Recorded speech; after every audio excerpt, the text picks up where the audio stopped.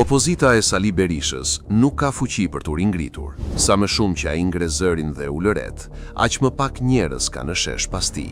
Publikimi i dosjes së Akshit është një neveri që të revolton kur shikon se si pushteti në një forcë të madhe politike si Partia Socialiste e menaxhon një lac, i cili ka qenë 25 vjeç kur socialistët kanë ardhur në pushtet. Fakti që opozita nuk ka fuqi të ndryshojë këtë situatë me protesta, për shkak se shqiptarët nuk duan të zëvendësojnë një pushtet të disa dhëmballëve të krimbura me pushtetin e një plaku pa dhëmë në gojë, nuk do të thotë që socialistët duhet të gëzojnë.